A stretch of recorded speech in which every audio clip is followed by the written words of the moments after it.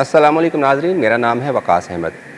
नाज़रीन, Iran Israel जंग में ईरान की तरफ से पहले दिन से ही इसराइल को बड़े सरप्राइज़ दिए गए थे और बड़े भरपूर जवाबी वार किए गए थे।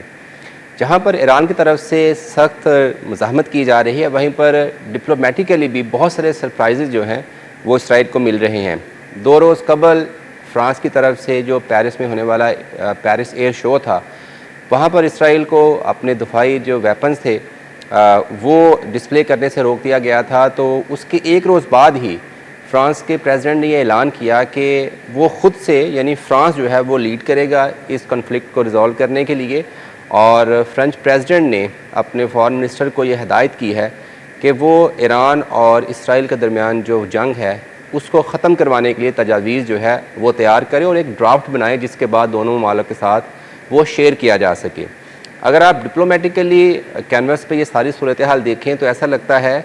कि अमेरिका के बरक्स अमेरिका और जो इसराइल है वो हमें एक साइड पे खड़े नज़र आते हैं, जबकि बरतानिया और यूरोप जो है वो हमें एक साइड पे खड़ा नज़र आता है। आप इसराइल के जो हुक्मरान तबका हो या फिर उनके जो इंतहापसंद जो ज्यूज़ हैं उनके ख़यालात सुने, उनकी बातें सुने, या फिर अमेरिकन वाइट हाउस में रहने वाले लोगों की बातें सुने, तो ऐसा लगता है कि वो ये नहीं चाहते कि जो ईरान इसराइल का कॉन्फ्लिक्ट है ये ख़त्म हो। लेकिन इसके बरक्स यूरोप में जो सबसे ताकतवर मुल्क है फ़्रांस, वो ये चाहता है कि किसी भी सूरत इस कॉन्फ्लिक्ट को आगे बढ़ने से रोका जाए और जितनी जल्दी हो सके इसका कुछ सफारती हल निकाला जाए।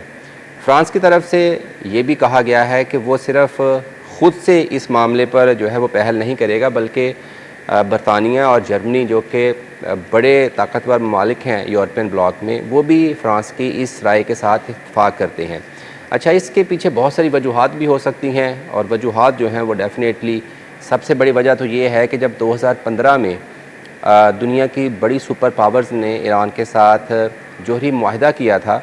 और फिर ट्रंप ने आकर अपनी पहली सदारती टर्म में उसको ख़त्म कर दिया था, तो फ़्रांस को इस चीज़ का भी रंज है कि अगर वो जोहरी मुआहिदा रहता तो आज जो ख़ित्ते में जंगी माहौल बना हुआ है ये नहीं बनना था। तो फ़्रांस के एक जहन में ये भी बात है कि ये सब कुछ जो हुआ है ये अमेरिकन प्रेसिडेंट की गलती की वजह से हुआ है, जिन्होंने जोहरी मुआहिदा तोड़ा।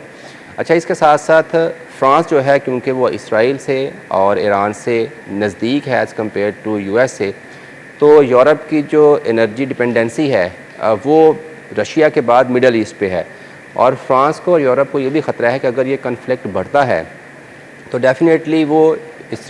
रूस और यूक्रेन जंग की वजह से पहले ही बहुत सारी मुश्किलात का शिकार है।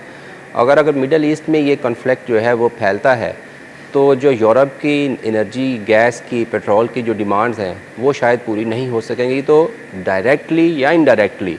यूरोप जो है वो इस कॉन्फ्लिक्ट से जो है वो मुतासर होगा। तो इसीलिए हम देखते हैं कि यूरोपियन जो ब्लॉक है वो फ़्रांस के सदर की निगरानी में हमें लगता है कि वो एक अलहदा मौक़िफ़ रखता है दुनिया के सामने इस मसले को हल करने के हवाले से।